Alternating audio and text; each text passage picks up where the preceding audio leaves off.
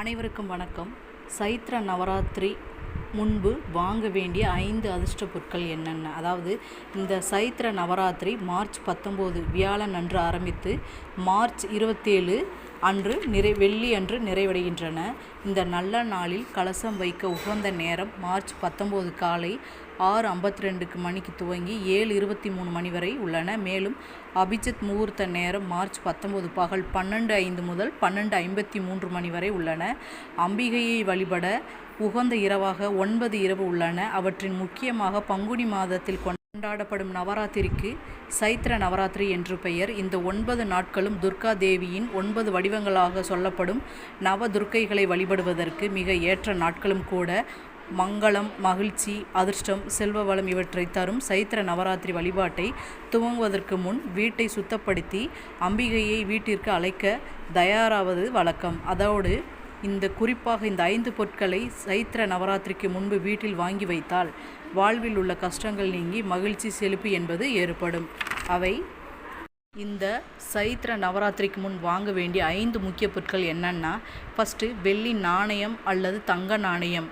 வெள்ளி அல்லது தங்கம் என்பது மங்களத்தின் அடையாளமாகும். இந்த நாணயத்தை மகாலட்சுமி அல்லது விநாயகரின் உருவம் இருப்பது போல் வாங்கி வீட்டில் வைப்பது அதிர்ஷ்டத்தை அதிகரிக்கும்.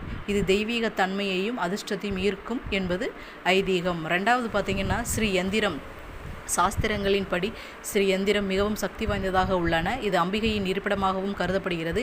இதை வாங்கி வீட்டின் பூஜை அறையில் வாங்கி வைப்பதும் தொடர்ந்து அதுக்கு பூஜை செய்து வழிபடுவதும் வீட்டில் இருக்கும் வறுமையை போக்கி செல்வ செழிப்பை ஏற்படுத்தும். அம்பிகை நிரந்தரமாக நம்முடைய வீட்டில் வாசம் செய்து அருளை வழங்குவாள். மூன்றாவது பார்த்திங்கன்னா, மங்கள பொருட்கள்.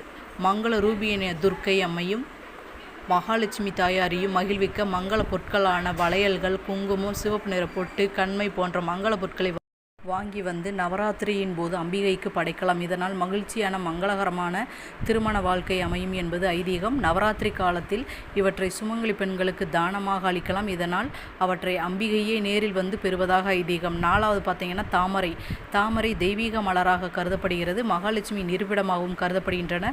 தாமரை மலரை வாங்கி மகாலட்சுமியின் படத்திற்கு படைத்து வழிபடுவதால் நேர்மறை ஆற்றல் அதிகரிக்கும், வாஸ்து குறைபாடுகள் நீங்கும், அமைதி மற்றும் செல்வம் சேர்வதற்கான வழிகள் பிறக்கும். அஞ்சாவது பார்த்திங்கன்னா, மயிலிறகு. பகவான் கிருஷ்ணருக்கு மிகவும் விருப்பமான மயிலிறகை வாங்கி வீட்டில் வைப்பது நல்லது.